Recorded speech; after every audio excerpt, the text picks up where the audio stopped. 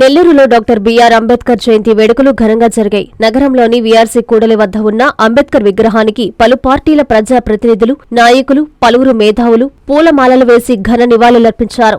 ఈ సందర్భంగా వారు మీడియాతో మాట్లాడుతూ పేద, బడుగు, బలహీన వర్గాల ఆశాజ్యోతి అంబేద్కర్ అని తెలిపారు. ప్రతి ఒక్కరూ ఆయన అడుగుజాడల్లోనే నడిచి ఆశయ సాధనకు కృషి చేయాలని పిలుపునిచ్చారు. కార్యక్రమంలో వివిధ రాజకీయ పార్టీల నేతలు, కార్యకర్తలు, ఎంఆర్పీఎస్ నేతలు తదితరులు పాల్గొన్నారు. కూడా తెలియనటువంటి విషయం, నెల్లూరి అంబేద్కర్ విగ్రహం కోసం పాటుపడింది ఆనాటి దళిత మోర్చా అధ్యక్షుడు కావల శ్రీనివాస్ గారు. ఆ రోజు రాజుగారు కలెక్టర్గా ఉన్న సందర్భంలో నెల్లూరు జిల్లాలో అంబేద్కర్ విగ్రహం లేకపోవడం, ఆ విషయాన్ని భారతీయ జనతా దళిత మోర్చా అధ్యక్షుడు కావల శ్రీనివాసులు గారు దఫాలుగా కలెక్టర్ రాజుగారికి తెలియజేసి ఈ స్థలాన్ని కేటాయించడం అనేటువంటిది ఈ సందర్భంగా గుర్తు చేస్తున్నా. ఇవాళ కాంగ్రెస్ పార్టీ తగుదునమ్మ అంటూ అంబేద్కర్ గురించి మాట్లాడుతున్నారు. అంబేద్కర్ని పార్లమెంటుకి ఎక్కకుండా పార్లమెంట్లో ఓడించినటువంటి ఘనత ఈ రోజున కాంగ్రెస్ పార్టీకి దక్కింది. కాంగ్రెస్ పార్టీ భారత రత్న ఇవ్వడానికి ఎందుకు వ్యతిరేకించిందని మేము ప్రశ్నిస్తున్నాం. ఈరోజు భారత రత్న ఇచ్చిందంటే అది ఒక భారతీయ జనతా పార్టీ కేంద్ర ప్రభుత్వం మాత్రమే. సెంట్రల్ హాల్లో, పార్లమెంటు సెంట్రల్ హాల్లో అప్పటి వరకు కూడా అంబేద్కర్ గారి ఫోటో ఎందుకు లేదని కాంగ్రెస్ని మేము ప్రశ్నిస్తున్నాం.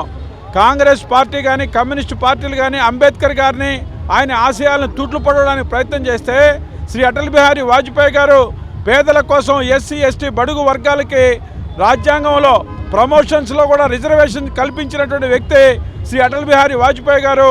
అదే రకంగా రిజర్వేషన్స్ని 2030 వరకు పొడిగించినటువంటి వ్యక్తి నరేంద్ర మోడీ. ఆ రకంగా నరేంద్ర మోడీ గారు ఈసారి కూడా నాగపూర్లో అంబేద్కర్ గారి యొక్క మరుభూమి ఏదైతే ఉందో ఆయన యొక్క ఆ ప్లేస్లో ఈ రోజున అంబేద్కర్ జయంత్యుత్సవాలు స్టార్ట్ చేయడం జరిగింది. ఆ రకంగా నరేంద్ర మోడీ గారు పేదల కోసం, బడుగు బలహీన వర్గాల కోసం ఈ దేశంలో పాటుపడుతున్నటువంటి ఏకైక వ్యక్తి నరేంద్ర మోడీ. అటువంటి పార్టీ భారతీయ జనతా పార్టీ అంబేద్కర్ గారి ఆశయాలను కొనసాగిస్తామని ఈ సందర్భంగా తెలియజేస్తున్నాం. అంబేద్కర్ జయంతి సందర్భంగా వారికి ఘనమైన నివాళులు అర్పిస్తూ ఉన్నాం.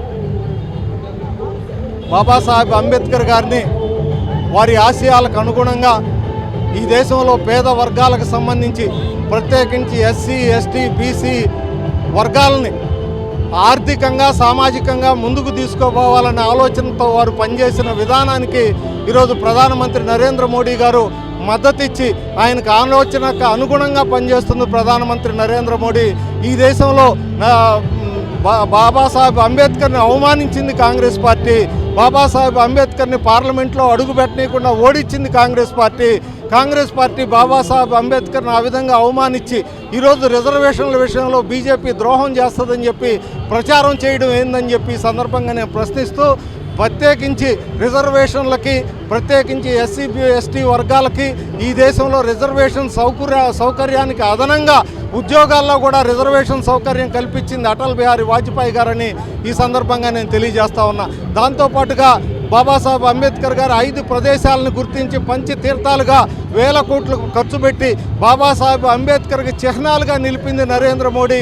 భారతీయ జనతా పార్టీని ఈ సందర్భంగా తెలియజేస్తూ వారి ఆలోచనలకు అనుగుణంగా భారతీయ జనతా పార్టీ దేశంలో పనిచేస్తుంది కాబట్టి మనందరం కూడా ఆయన ఆలోచనలకు అనుగుణంగా పునరంకితం కావాలని చెప్పి ఈ సందర్భంగా నేను కోరుకుంటూ ఉన్నాను. ఇవాళ కమ్యూనిస్ట్ నాయకులు మేడే వస్తే రకరకాల ప్రయత్నాలు చేస్తూ ఈ దేశంలో కార్మికుల కోసం మేమే పుట్టాము, వాళ్ళ కోసమే జీవిస్తానని చెప్పేటువంటి కార్మికులు ఎవరైతే ఈ నాయకులు ఉన్నారో వాళ్ళందరూ కూడా ఎప్పుడు చెప్పినటువంటి విషయం, ఇవాళ కార్మికుల కోసం ఆ రోజు ఉన్నటువంటి 14 గంటల పని విధానం, శ్రమ దోపిడీ ఏదైతే ఉందో దాన్ని నిర్మూలన చేసి, దాన్ని రద్దు చేసి 8 గంటల పని విధానాన్ని శ్రామికులు, కార్మికుల కోసం తీసుకొచ్చినటువంటి ఏకైక వ్యక్తి డాక్టర్ అంబేద్కర్ గారు.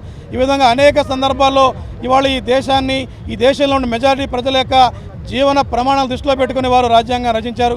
అదే సందర్భంలో ఈ సందర్భంగా ఇవాళ భారత ప్రధానమంత్రిగా 3వసారి బాధ్యతలు చేపట్టినటువంటి నరేంద్ర మోడీ గారు 2014లో ప్రధానిగా బాధ్యతలు చేపట్టి పార్లమెంట్లో మొట్టమొదటిగా మాట్లాడుతూ నాలాంటి వెనకబడినటువంటి వ్యక్తి, ఎక్కడో రైల్వే స్టేషన్లో టీ అమ్ముకునేటువంటి కుటుంబానికి చెందినటువంటి వ్యక్తి ఇవాళ భారత ప్రధాని అయ్యాడు అంటే అది కేవలం డాక్టర్ అంబేద్కర్ రాసినటువంటి రాజ్యాంగం కారణంగానే వారు చాలా స్పష్టంగా చెప్పారు. ఈ దేశంలో ఏ ప్రధానమంత్రి ఇటువంటి ప్రకటన చేయలేదో డాక్టర్ అంబేద్కర్ గారి పట్ల వారికి ఉన్నటువంటి చిత్తశుద్ధిని వారి యొక్క మాటల్లో మనం అర్థం చేసుకోవచ్చు. డాక్టర్ అంబేద్కర్ గారిని గౌరవించినటువంటి పార్టీ ఏదైనా ఈ దేశంలో ఉంది అంటే సిహెచ్ నరసింహరావు, సిఐటి రాష్ట్ర ప్రధాన కార్యదర్శి. రాజ్యాంగ నిర్మాత డాక్టర్ బిఆర్ అంబేద్కర్ జయంతి సందర్భంగా ఈరోజు ఘనమైన నివాళులు అర్పించడం జరిగింది. ఈరోజు భారతదేశంలో అంబేద్కర్ రాసిన రాజ్యాంగం అమలు కాకపోతే ఈరోజు మేమంటూ ఇక్కడ మాట్లాడే వాళ్ళమే కాదని ఒక్కసారి మేము అందరం కూడా గుర్తు చేసుకోవాల్సిన అవసరం ఎంతైనా ఉందని తెలియజేస్తూ ఉన్నాం. అదేవిధంగా ఆయన పడిన కష్టాలు, ఆయన పడిన బాధలు ఈరోజు భారతదేశంలో ఆయన బాధలు పడ్డారు కాబట్టే ఈరోజు దళితులు, ఎస్సీ, ఎస్టీలు అందరూ కూడా ఇక్కడ ఈ సామాజిక న్యాయంతో పాటిస్తూ ఈరోజు దళితులందరూ కూడా ప్రశాంతంగా జీవిస్తున్నారంటే ఆ మహాత్ముడు చేసిన పుణ్యమేని ఒక్కసారి మనందరం గుర్తు చేసుకోవాల్సిన అవసరం ఎంతైనా ఉందని తెలియజేస్తూ ఉన్నాం. అదేవిధంగా భారతదేశంలో 120 దేశాల్లో డాక్టర్ బిఆర్ అంబేద్కర్ జయంతి చేస్తూ ఉంటే మన భారతదేశంలో మొత్తానికి డాక్టర్ బిఆర్ అంబేద్కర్ గారు ఒక కులానికి, ఒక మతానికే ఆయన్ని పరిమితం చేస్తున్నారు. అది చాలా తప్పు, చాలా ఘోరమైన విషయం. ఆయన ఒక కులానికి, మతానికి కాదు, భారతదేశానికే రాజ్యాంగ నిర్మాత. ఈరోజు అప్పుడు రాసిన రాజ్యాంగం ఇప్పుడు కూడా అమలవుతుందంటే ఆయన ప్రపంచ మేధావి. అందువల్ల ఆయన ఒక కులానికి, మతానికి ఏరు కట్టడం చాలా దుర్మార్గమైన విషయం. ఆయన భారతదేశానికే గొప్ప నాయకుడు. ఎందువల్లంటే భారతదేశం ఈరోజు కూడా ఆయన రాసిన రాజ్యాంగం ఇంప్లిమెంట్ అవుతుందంటే, ఆయన అమలవుతుందంటే ఈరోజు అప్పట్లోనే ఎన్ని రకాలుగా ఆలోచించి రాజ్యాంగం వేశారు. అన్ని దేశాల్లో కూడా ఈరోజు రాజ్యాంగాలు మార్చిన సందర్భాలు ఉన్నాయి. కానీ భారతదేశంలో కొన్ని మార్పులు తప్పితే ఇప్పుడు కూడా డాక్టర్ బిఆర్ అంబేద్కర్ రాసిన రాజ్యాంగం అమలవుతుందంటే ఆ మహానుభావుడికి జీవితాంతం కూడా మన భారతదేశం మొత్తం కూడా రుణపడి ఉండాల్సిన అవసరం ఎంతైనా ఉందని తెలియజేస్తూ ఉన్నాం. ఎందువల్లంటే ఆయన చిన్నతనం 6 సంవత్సరాల వయసులోనే వాళ్ళ అమ్మ చనిపోయింది. అదేవిధంగా 23 సంవత్సరాల వయసులోనే తండ్రి చచ్చిపోయాడు. కుటుంబం మొత్తం కూడా త్యాగం చేసి ఈరోజు దళితులకి రక్షణ కావాలంటే ఆ కుటుంబాన్ని త్యాగం చేస్తే ఈరోజు భారతదేశం మొత్తం కూడా ఎస్సీ, ఎస్టీలు ప్రశాంతంగా బతుకుతున్నారంటే వాళ్ళు కుటుంబం త్యాగం చేసిన దానివల్ల ఈరోజు దళిత, ఎస్సీ, ఎస్టీలు అందరూ కూడా ప్రశాంతంగా జీవిస్తున్నారు. దాన్ని అందరూ కూడా మనం దృష్టిలో పెట్టుకొని అంబేద్కర్ అంటే మనకి ఒక ప్రపంచ మేధావి. 120 దేశాల్లో ఈరోజు అంబేద్కర్ జయంతి చేస్తూ ఉన్నారు. అందువలన ఆయన ఒక కులానికి, మతానికి వేరు కట్టడం చాలా దుర్మార్గమైన విషయంగా మేము భావిస్తూ ఉన్నాం. వెల్లపల్లి శ్రీనివాస్ మాదిగ రిజర్వేషన్ పోరాట సమితి జిల్లా కోఆర్డినేటరు. ఈ సందర్భంగా ముఖ్యంగా జిల్లా ప్రజలకు రాజ్యాంగ నిర్మాత డాక్టర్ బిఆర్ అంబేద్కర్ గారి 134వ జయంతి సందర్భంగా శుభాకాంక్షలు తెలియజేస్తున్నాము. ఈ కార్యక్రమంలో పాల్గొన్నటువంటి శ్రీయుత జిల్లా కలెక్టర్ వారికి, అదేవిధంగా మీడియా మిత్రులకు, అదేవిధంగా 50 మంది ప్రజలకు కూడా ప్రత్యేక ధన్యవాదాలు తెలుపుతూ మందకృష్ణ మాదిగ నాయకత్వంలో తెలియజేస్తున్నాం. ప్రియమైనటువంటి ప్రజలారా, ప్రజాస్వామికవాదులారా, ఈ దేశం ఒకప్పుడు అనేక దురాచారాలతోటి కుళ్ళి కృషించిపోతున్నటువంటి సందర్భంలో, ఈ దేశంలో మూఢాచారాలతో నలిగిపోతున్నటువంటి సందర్భంలో, ఈ దేశము అనేక అంటరానితన విషయాలను, అనేక మూఢాచారాలతో కుళ్ళి కృషించిపోతున్నటువంటి సందర్భంలో వేగుసుక్కై వెలిసినటువంటి మహానుభావుడే డాక్టర్ బిఆర్ అంబేద్కర్ గారు.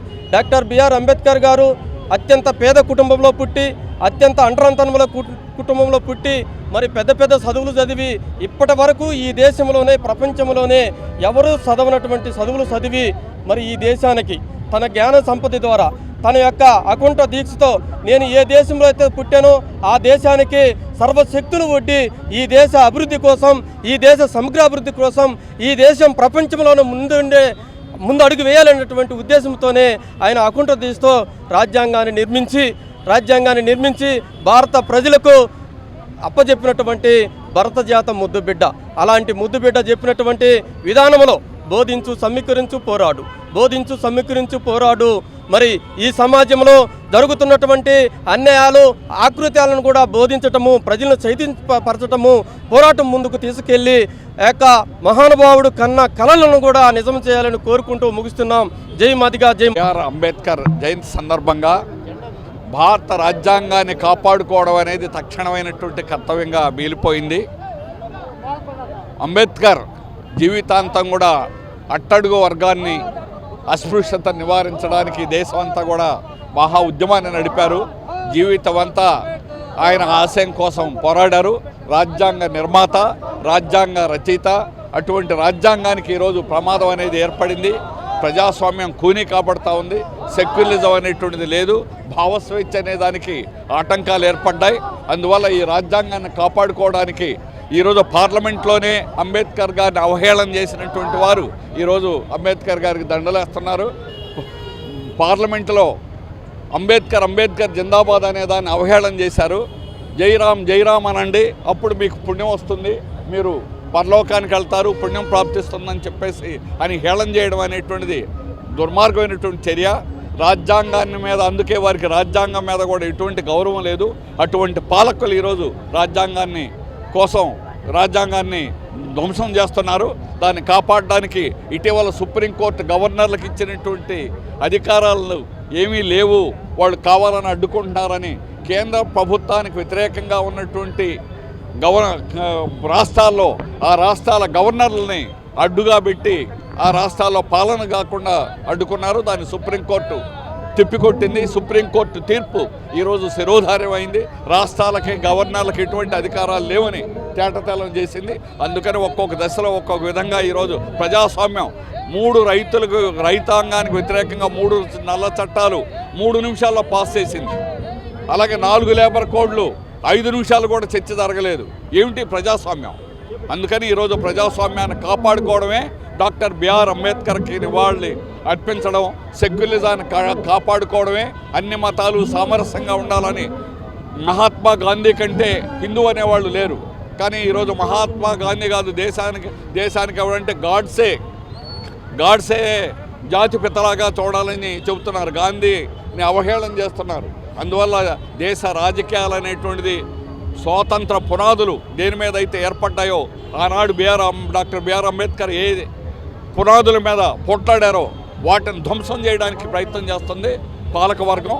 దాన్ని కాపాడుకోవడానికి సిఐటి నిరంతరం పనిచేస్తాం, సిఐటి పోరాడతాం, అంబేద్కర్ ఆశయాన్ని, సామాజిక న్యాయాన్ని సాధించేదానికి నిలబడతామని తెలియజేస్తాం.